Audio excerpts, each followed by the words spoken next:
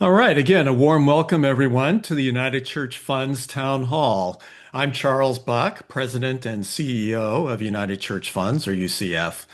On the screen, top left side, you see a picture of one of our church clients. That's the Riverside Church of New York City, which also happens to be right across the street from our UCF offices and happens to be my church of membership. But that's not why it's pictured. We're picturing it because it's one of our clients. We're honored to serve Riverside in the stewardship of their assets, just as we are honored by all of you who are here for trusting us to be your partners in faithful stewardship. If we could go to the next slide, I'd like for you to see that one of our emphases here at UCF is sustainable investing. That's investing to generate both long-term returns and a positive social and environmental impact.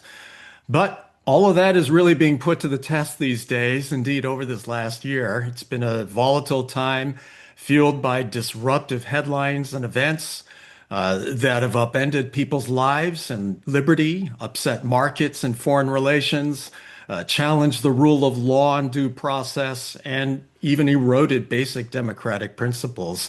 This is not an easy environment for sustainable investing. An example just here at UCF are Beyond Fossil Fuels funds. They screen out companies in the business of oil and gas extraction.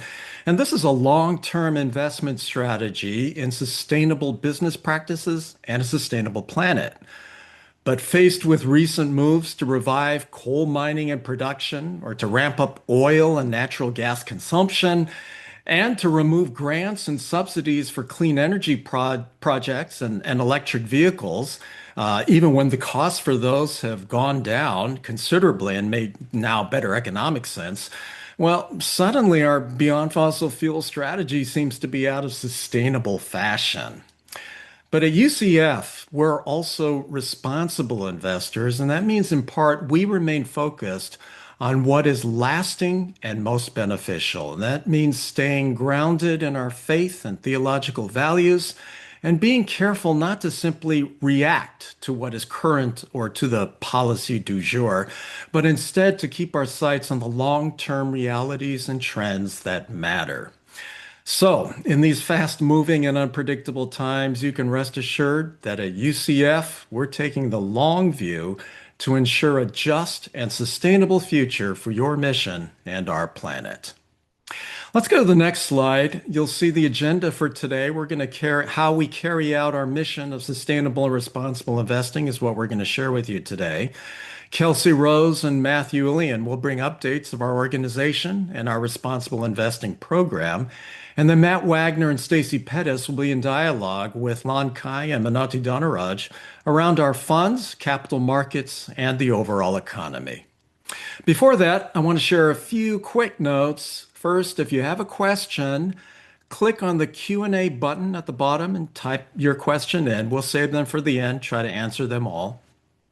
Second, these town halls are for information purposes only. Nothing said or presented here should be construed as giving any kind of specific legal, tax, investment, or financial advice. For that, we encourage you to seek out a qualified professional. And finally, I want to express thanks to Debbie Wibowo and Adam Sank. You don't see them, but our marketing and communications team works feverishly behind the scenes, keeping the engine humming and running smoothly. So I'm pleased now to introduce Kelsey Rose of our Institutional Relationships team to bring you organizational updates. Thank you, Charles, and hello to all. Yes, let's jump right into a few organizational updates from United Church Funds. First, the 2025 annual report will be ready soon. The theme of the report is Rooted in Faith, Forward in Mission. So be sure to check it out when it's ready for key stories and highlights that shaped the past year for UCF. And then team members from UCF will be on the road and perhaps near you in the upcoming weeks and months. We are traveling to be present with clients at gatherings such as Prepared to Serve in New Hampshire, the Pacific Northwest Conference Annual Gathering in Seattle coming up, and the Council for Health and Human Service Ministries, or CHISM, annual gathering that's happening in Indianapolis next month. And we also will be traveling to events to stay up to date with our peers at Nexus 2026 in Orlando and the spring conference of the Interfaith Center on Corporate Responsibility, otherwise known as ICCR in New York. So please be sure to say hello to us if you are planning to attend any of these events. And next, we know that January and early in the calendar year is often a season where many churches and organizations elect new officers and board members. So, if you have recent or upcoming changes in authorized officers for your relationship with United Church Funds, we have a few helpful resources available to you. And that includes the form we need from you to share the names, titles, and contact information of new authorized officers.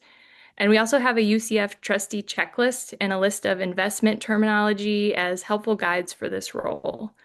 You can find the links to these resources available in the webinar chat here, and also you will receive a copy of these slides following the webinar, and you can click on all of these links directly from the slide. And speaking of forms, you may or may not have noticed that we've made a few changes to our client account forms, which are the forms you would use for a deposit or withdrawal request, creating a new account, or making changes to asset allocation, and those types of requests.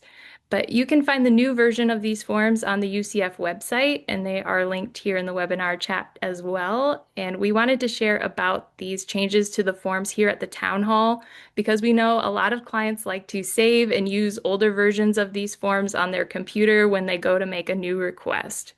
And we will still accept those older versions of the forms if you send them in, but we highly encourage you to visit our website and download the newest versions for all of your account and transaction needs. And that is a wrap on organizational updates, and we are ready to pull up our first poll questions of the evening or afternoon, depending on where you're located. As you know, February is Black History Month, so we have a few trivia questions celebrating and recognizing Black history. So I'll read them to you and you can make your selections. So in 2026, it marks how many years of the US celebrating Black history? Is it 35 years, 50 years, 75 years, 100 years, or 115 years? And then the second question, which you may need to scroll down to see all of the responses in the question if you need to, but what percentage of UCF's total assets are managed by Black-owned investment managers? Is it 5%, 12%, 18%, 23%, or 30%?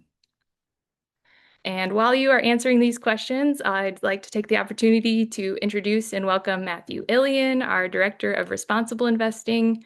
He'll be walking through the results of the poll questions and sharing updates on responsible investing. Welcome, Matthew. Thank you, Kelsey. And also thank you all for joining us today. All right, we've got the results out already. So for the first question about Black History Month, there's actually two correct answers. So the first correct answer is 100 years. So in 1926 is when the U.S. began celebrating Black history, and there was a week dedicated at that time. And then in 1976, President Ford instituted Black History Month. So the 50 years is also correct. So good job there. Both 50 and 100, those are correct. And then as we come down to the next question on what percentage of total assets is managed by Black-owned investment managers, the correct answer is 23%. And that is across both our public equity and private equity investments. That represents three firms, total AUM or total assets of 23%. And with that, we want to turn to some slides on updating you on what UCF is doing in the world of responsible investing. On this next slide, we have a list of 5 shareholder resolutions that we participated in. The first two on the left relate to lobbying transparency. And I will first note that the first company, ICE, is not the immigration enforcement agency of the United States government. It relates to the Intercontinental Exchange, which runs the New York Stock Exchange. and insight. And as I said, and those two resolutions, we are asking for additional lobbying transparency on how they're spending their money on lobbying. At PepsiCo or Pepsi, that's a resolution related to human rights throughout their value chain, particularly in India with sugarcane workers, in sales to Russia as well. And then United Health Group has to do with mergers and acquisitions impacting their care for their clients. And at Alphabet, that resolution has to do with data privacy. And so we will be reporting the results of these shareholder resolutions throughout the year. One of the issues that we are concerned with this year is that the SEC has made it easier for companies to omit these shareholder resolutions from going to vote. And already United Health Group has chosen to take that path and has omitted that shareholder resolution. But we will update you on the remaining four if they go to a vote, what happens throughout the year. This next slide looks at the Just Investing podcast. We have episodes that are coming out monthly, and this slide lists the last 5 guests that we interviewed. We always cover special hot topics on each podcast and then interview a special guest. Our last special guest was Kees Hoches from Amsterdam, and he brought a very interesting perspective on the very first stock or publicly traded company, which many of you have heard of as the Dutch East India Company. And we actually talked about an interesting fact that a church was one of the founding original investors and how that church dealt with some of the ethical considerations of holding that company. I'm not going to give it away because I want you to listen to the podcast, but we've got links to both Apple Podcasts to Spotify, both in the comments in the chat here, as well as when you receive this the slides after this presentation. Those are clickable, so you can click on those after for those maybe who are listening to this as a recording. So with that, we want to turn to another poll question, and if we'll pull that up, I will read that question out loud. So we want this to be as engaging as possible. So if you could help us here, respond from the perspective of the church or organization that you represent. Would you, and you can click, this is multiple choice. We have a written investment policy statement guiding our investments. We have an investment endowment committee that oversees our investment portfolio. The third is we follow a distribution model to take out our withdrawals from investments.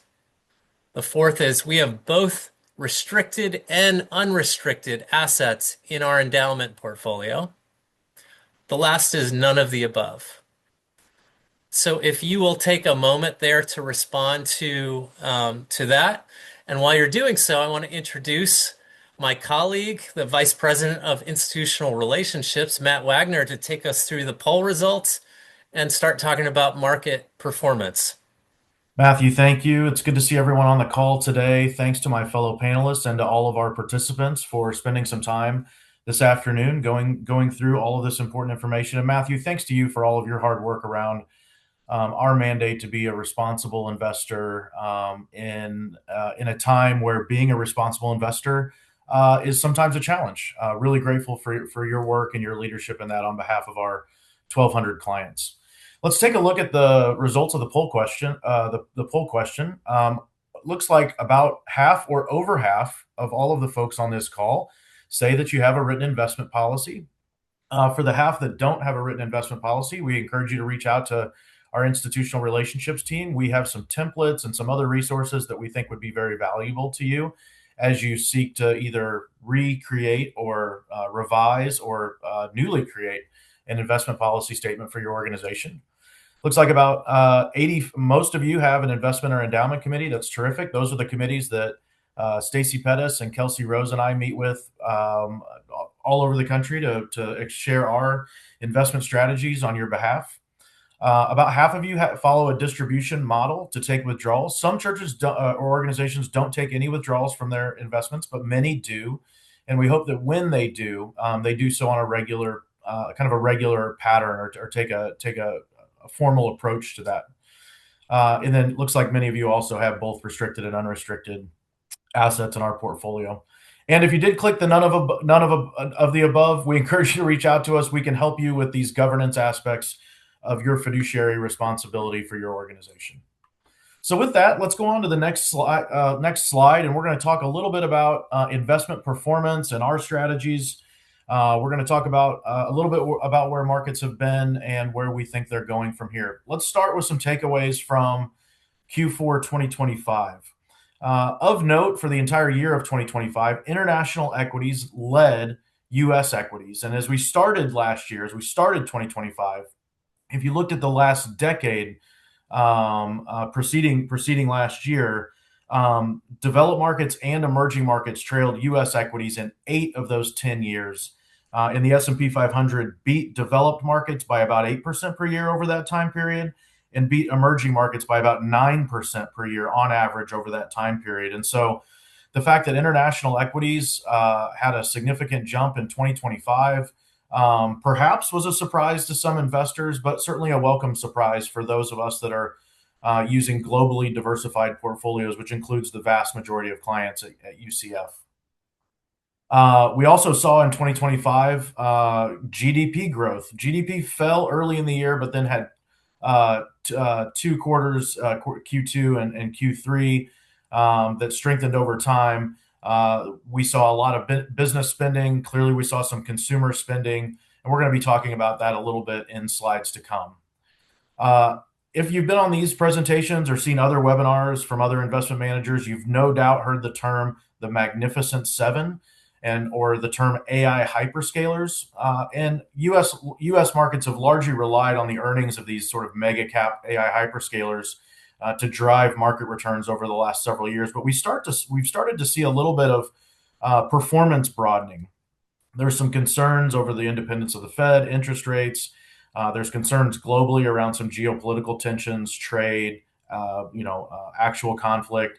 And so we saw that start to push out a little bit, not just reliance on that Mag 7 for returns. We also saw some significant jumps in commodities like gold and silver, and copper, et cetera, related to AI chips and data centers. Of course, there's a whole conversation to have around the sustainability of those data centers, but we did see significant price jumps in those asset classes in 2025.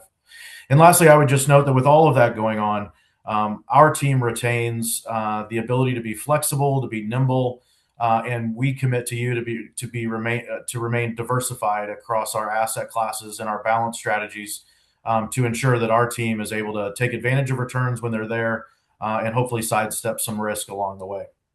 As we go to the next slide, let's take a look at some index returns for 2025. And you can see there in that top left box, you'll see some equity indexes, the S&P 500 returning a little shy of 18%. Of note, as we mentioned before, the MSCI EAFE, which stands for Europe and the Far East, that's typically an index used for international developed markets, up almost 32%. MSCI Emerging Market Index up over 34% for the year. So significant outperformance in international markets, both developed and emerging. When you look at U.S. equities, you can look to the Russell 1000, which is a little bit more of a broad index, certainly broader than the S&P 500, for example. And we can split that out into growth and value, and you see those in the middle of that chart. As I noted, growth companies, particularly those AI hyperscalers, have really led markets over the last 3 years, and you can see that 3-year cumulative return of the Russell 1000 growth of 125%. But when we look at the year-to-date 2025 number, the growth Russell 1000 index returned 18.5%, but the Russell 1000 value returned almost 16%. So, kept a fair amount of pace with the growth side of the market. And again, that speaks to kind of that broadening out of the potential for market returns. When we look at fixed income, the U.S. aggregate bond market index returned about 7.3%. U.S. corporates about 7.8%, and high yield just a little north of that at about 8.5%. The UCF fixed income strategy is really built around investment grade U.S. corporate and sovereign debt.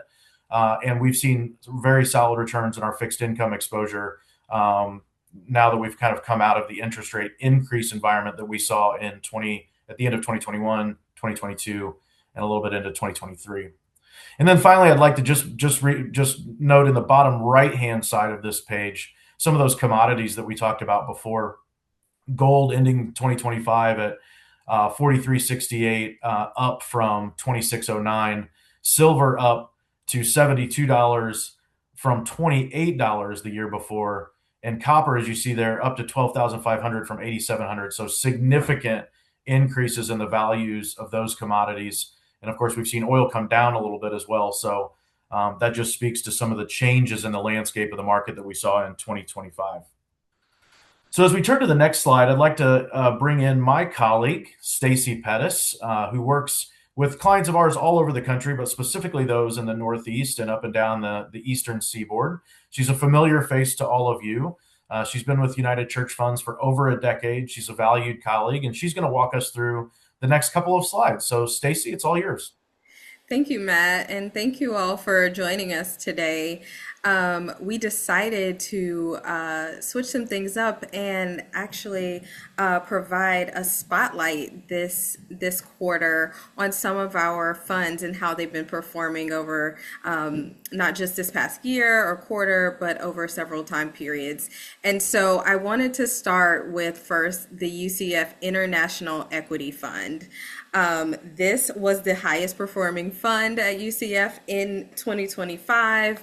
And for those of you that are invested in the UCF Balance Fund, which is a considerable amount of our clients, you have benefited greatly from having 39% of the total equity fund allocated to the UCF International Equity Fund.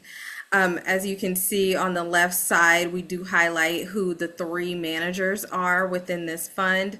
And we have employed them for their specific expertise or their strategy within different components of international markets.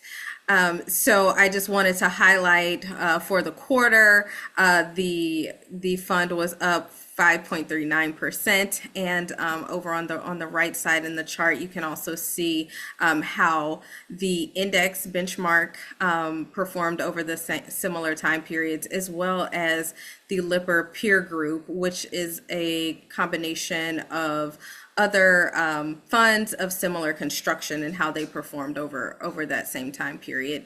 Really excited about the outstanding performance in 2025 with 32.73% returns in the international fund.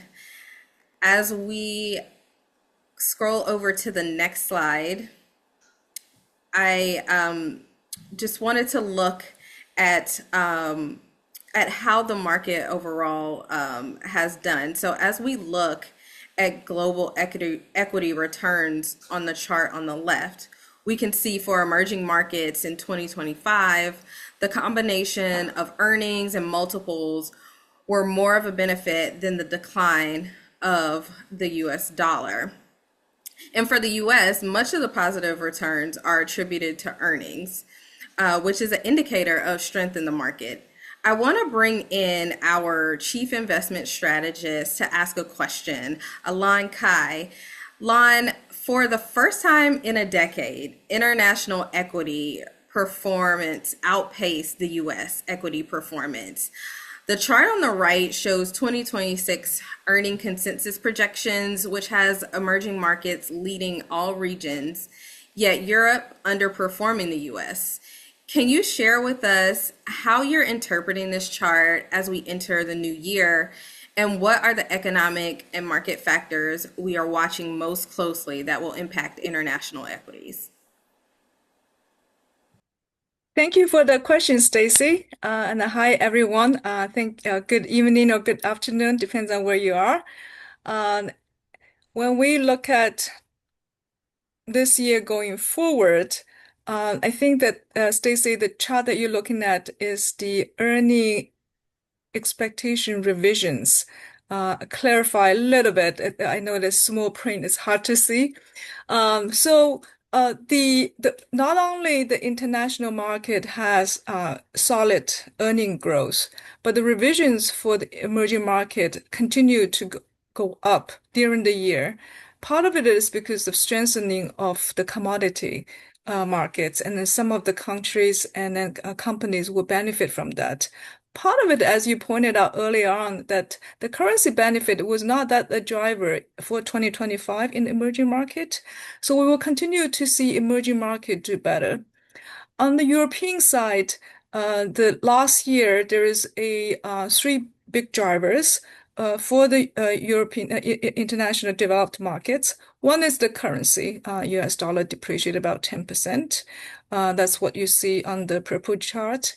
The other is the valuation gap narrowing, because at the end of the 2024, the valuation of the international developed was very depressed.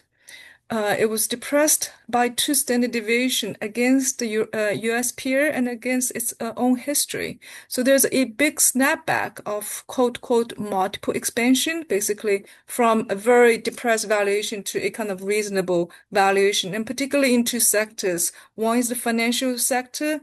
The banks have done well, and then there's a regrading there. And then the other is a defense sector with a lot of expectation that the European government will spend a lot more in the defense sector. Going forward, 2026, the earning expectation for the international developed is still strong. As a matter of fact, that it's slightly stronger than the US earning expectation. However, from the chart on the right, as you pointed out, that the revisions have coming down. Why? Because Euro has been strengthened, and the European company, a lot of it is export oriented. When you have a strengthened currency, it may not affect them positively. So when you look at the market, you really wanted to see, particularly deciding international versus US, you wanted to see the currency, see the valuation, and then also see the earnings. One factor that is not on this chart is capital flow.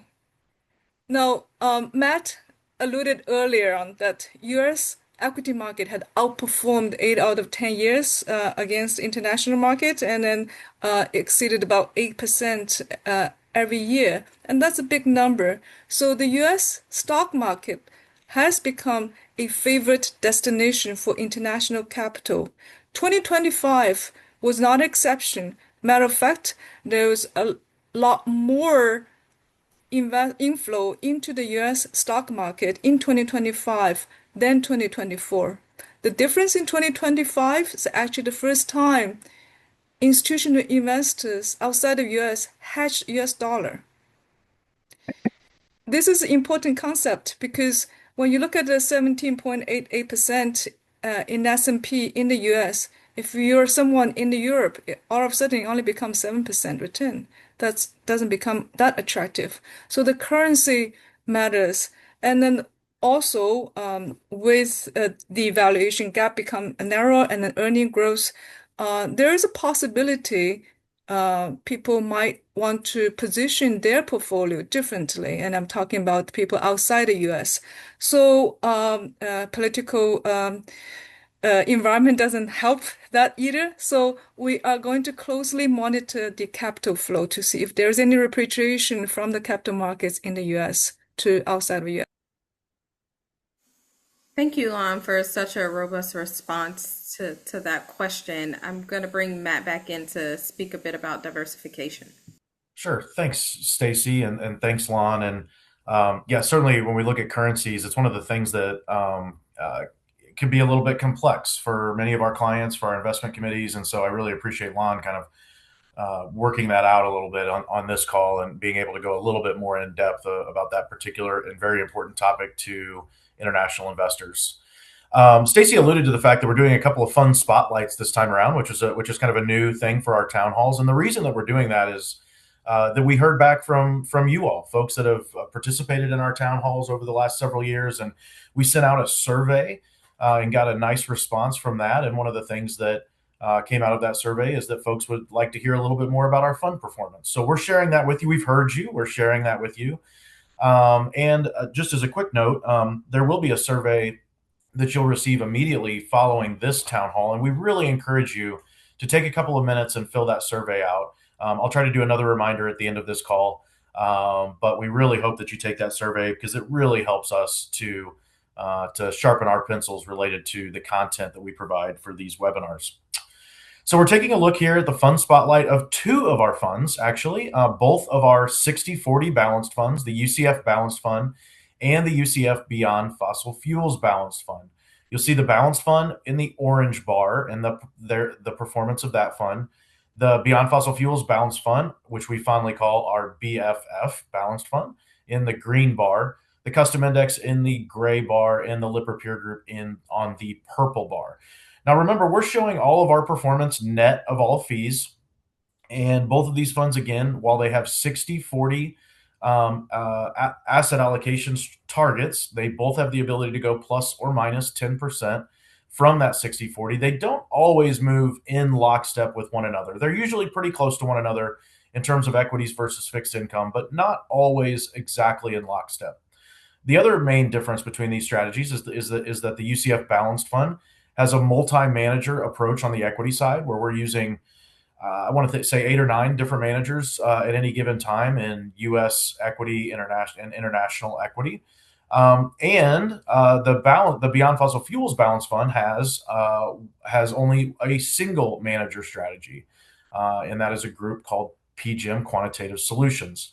But all of our managers we have a lot of faith in, but it is interesting to see the asset allocation strategy being relatively close, and then you can kind of see where the Beyond Fossil Fuels Balanced Fund strategy has outperformed the traditional UCF Balanced Fund. So you can see there year to date. So for 2025, the UCF Balanced Fund gave our investors a return of about 15.7%.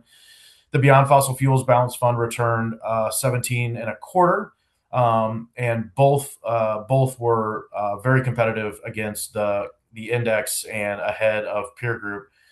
You can see similar characteristics over 3 years, 5 years, and 10 years, not in terms of the return, but in terms of their relative performance to benchmark and peer group. So it's important to note to our clients that we watched both of these funds very carefully. These are two of certainly our most popular balanced funds for local churches and other organizations that use us as a trusted investment partner. And we are continually monitoring ways that we can use diversification as a way to make to allow these funds to perform optimally. As we go to the next page, we're going to take a look at sort of a generic 60/40 model. So not necessarily the model of the UCF Balanced Fund, or the specific model of the UCF Balanced Fund or the Beyond Fossil Fuels Balanced Fund, but just a generic 60/40 model.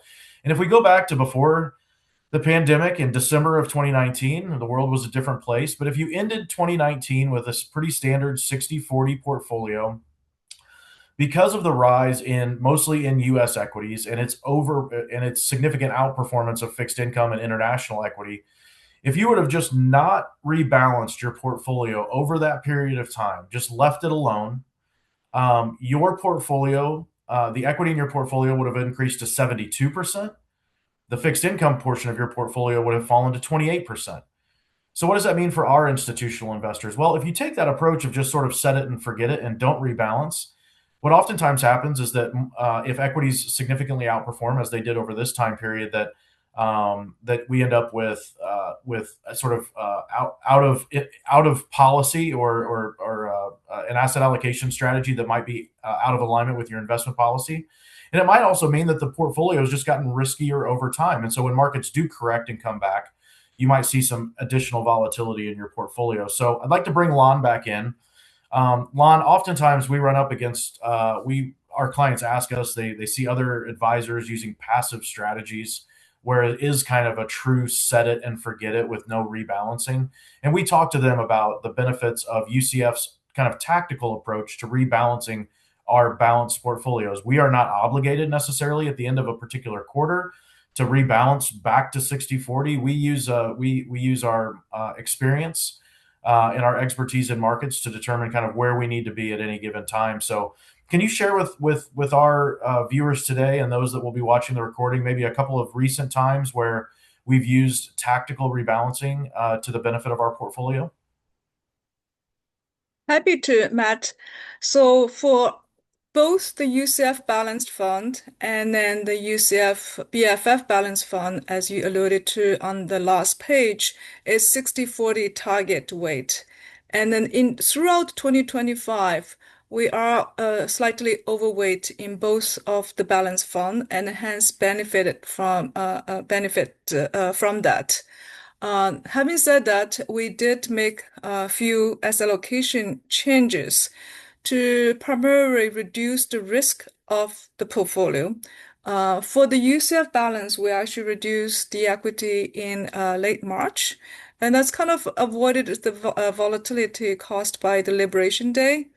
And then for the UCF BFF balanced, we reduced the equity twice. One is in August, and then the other time in October.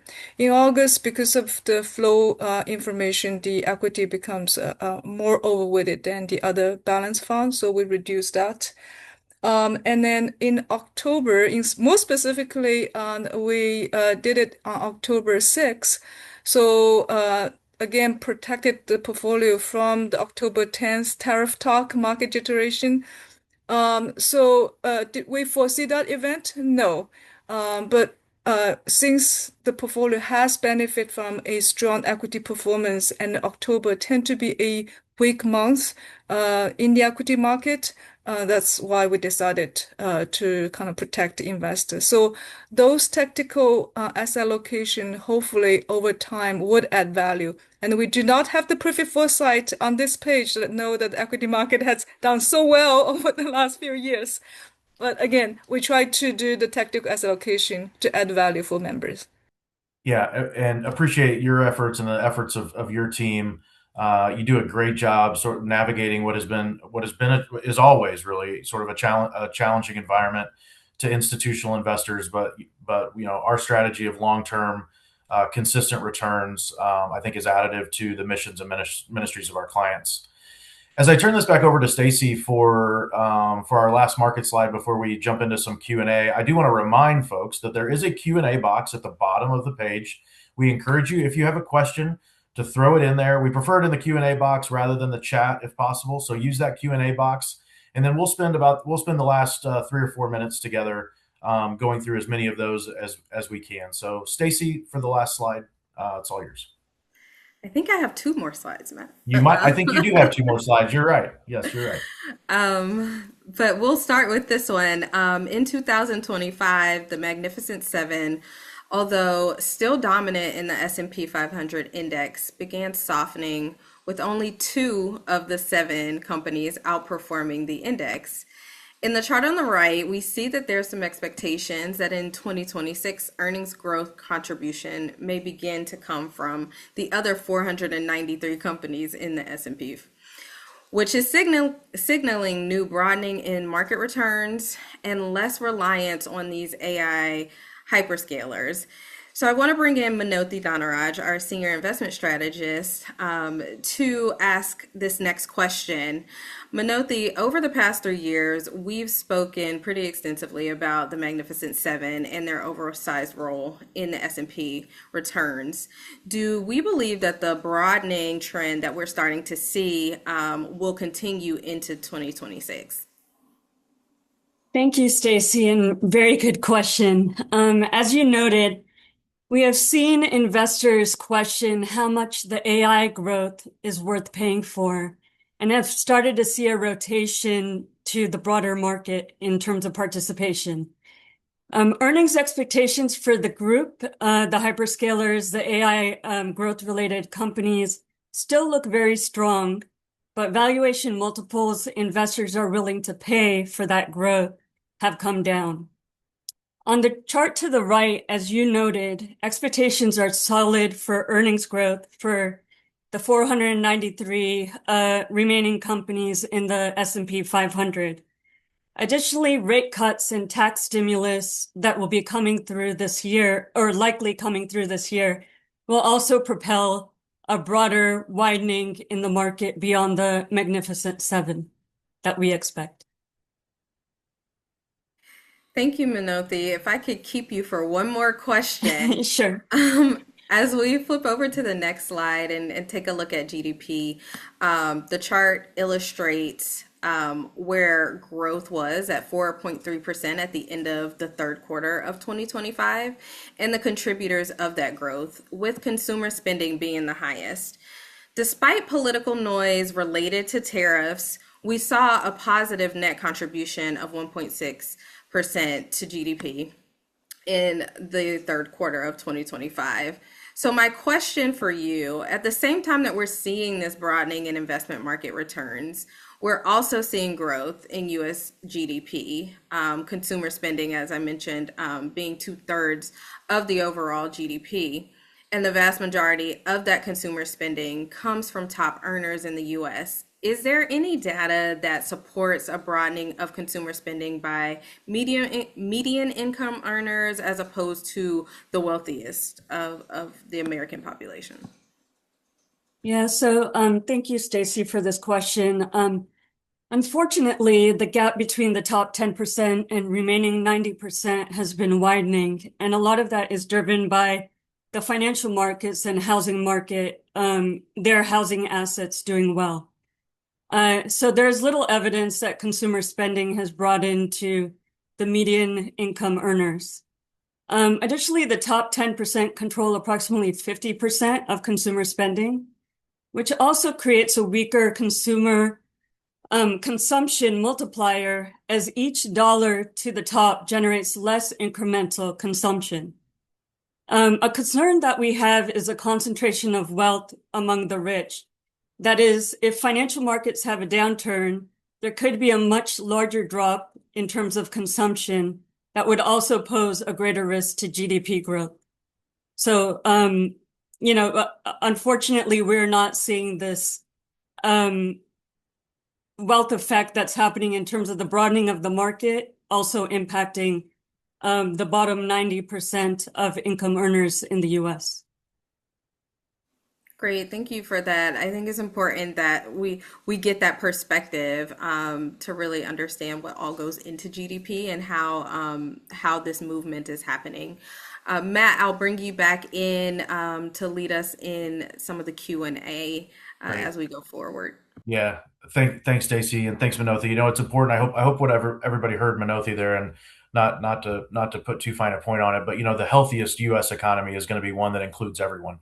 And so when we see these significant gaps in income equality, or significant variations in income equality, in these significant ways in which just those top 10% contribute to GDP, if we were to have a market pullback, that could really impact our economy and our GDP and have lasting effects. So thank you for making that point. It's a good point to end on. We do have several questions in the Q&A. And if you continue to have them, I'm just gonna run through them here with all of you in the time that we have left.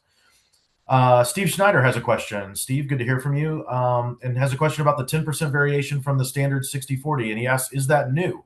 It is not new. We've always had a 10%. Well, I shouldn't say always, but for the last number of years, I've been with UCF for 13 years, and it's been that way for all of those 13 years. We've had a plus or minus 10% range from the 60/40 in our balance strategies. Also, generally speaking, a plus or minus 10% range from the asset class target, including our alternatives fund, which adds alternatives in addition to equities and fixed income. Arthur Clement from our friends at the First Congregational Church in Atlanta. Welcome, Arthur. Where can investment committees see the entire portfolio holdings of the various equity funds rather than just the top 10 holdings in the quarterly reports? I'm glad you asked this question. So our finance team at UCF is a terrific group of folks who really take care of the back end of our operations. And one of the things they do on a quarterly basis is put together a holdings report, fully inclusive of every holding in every fund at UCF. Particularly across equities and fixed income. And so if anyone would like to see that report, please email me. I'll be happy to send you that report and take a look at it. You can take a look at it. Feel free to ask questions, but great question there by Arthur about the holdings report. Another question. Oh, they're really coming in here. This is terrific. One question: with current uncertainty about the U.S. being a reliable ally or partner, do we expect the U.S. markets to remain an attractive place to invest funds? Well, GDP continues to grow. There are some concerns around sort of that, as we saw, sort of the past concentration in U.S. markets, particularly in U.S. large cap around the AI hyperscalers. And I think there's maybe some questioning happening around all of the spending that's happening to build out this AI infrastructure. And so will the U.S. continue to be an attractive place to invest funds? I think over the long term, if you look back into history, the U.S. has been the best place to put long-term capital for growth. I don't think in the short term, when we look at some of the political statements being made and sort of as the question suggests, sort of is the U.S. being a reliable ally or partner to those overseas? I think I don't know that impacts the long-term ability of U.S. markets to remain an attractive place to invest funds. That's a great question, and certainly one that we would get, for example, in a portfolio review that we would do with our clients. A couple more questions here as we close up. Can you make a count of the percentage of the population that do not own stocks outright but do have investments in 401ks, et cetera? I don't know that I have that data available, but it's something that I'd be happy to follow up with you on and take a look at that. I'm sure there's some reporting out there on that. Felicia Levister. Felicia says, my church is in legacy. Who can help us with our investments as we move forward toward dissolution? First of all, we're sorry that any church goes through that process, but we do know that it's a reality of life in many of our churches. And so we work directly with churches who have investments, who have financial assets, and who are going through the process of legacy church or church closure.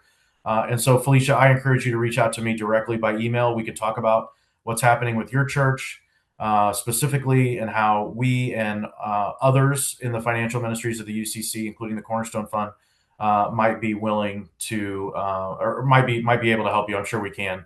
I look forward to that conversation. And again, please email me directly. Just a couple more here. Ann McCorkindale from the Iowa conference. We talked about tactical rebalancing of bonds to stocks. Were there any changes to allocations between domestic, international, or developed and emerging market allocations? There were, and I see Lon's maybe coming off of camera for a moment. I don't know, Lon, if you had a comment on that question. Yeah, sure. Very good question. And so we do have tactical rebalancing between international and domestic within the equity fund and then also within the bond fund. And then also, actually, when we reduce equities, as I mentioned in the third quarter, instead of we at the same time we put in the fixed income. So instead of in the U.S. bond, we actually add it into the emerging market debt. So yes, those tactical rebalancings are happening. Thanks, Lon. And then lastly, just two more quick questions here, and then we will call it for time because we like to keep these within a 50-minute time frame if we can. William Hahn asked if there is a charge, or do we charge any fees when we help churches with their investment policies, either creating those or reviewing those? The answer is no. That's part of our mission at UCF, to be able to help you have a strong fiduciary culture in your church or organization, and we'd be happy to help you do that. Stan Schmidt has asked a question about sort of the composition of the balance fund versus the Beyond Fossil Fuels balance fund, and the sort of the dispersion of performance across those. Stan, let's touch base. That's a pretty deep. That's a great question, and one that I'd like to give a full answer to. Please reach out to me after the town hall, and I'll be happy to kind of walk through that. You had a question about managers being added or dropped. I'd be happy to get all of that information to you from the Beyond Fossil Fuel, or excuse me, from the UCF Balance Fund. And the Beyond Fossil Fuels Fund. And then lastly, just one more quick question here. Any foreign investors pulling out of U.S. government or public entities because of unhappiness with our governance, especially with respect to immigration? I don't know, David, that I have any specific examples of that. But certainly foreign investors are able to, invest in U.S. markets or not invest in U.S. markets, and there are a variety of reasons why they may or may not do that. So specifically with respect to immigration, I don't know that I have any statistics on that, but certainly something for all investors to consider. Well, thanks for all those questions. That was a really those were robust, and really appreciate everyone's participation in this town hall. I would encourage you again, you're going to get a link to a survey. Please take a few minutes and just give us your thoughts on how we're doing on these webinars. We appreciate and benefit from your honesty. And so we're grateful that you, all of you were able to spend some time with us this evening. If you're watching this recording, we really appreciate the opportunity to provide this information to you all. Thanks to my fellow panelists, thanks to our participants, and thanks to all of the institutions who trust us to be a sustainable and responsible investment partner to your organization. We are truly grateful for that. Everyone have a great rest of the day.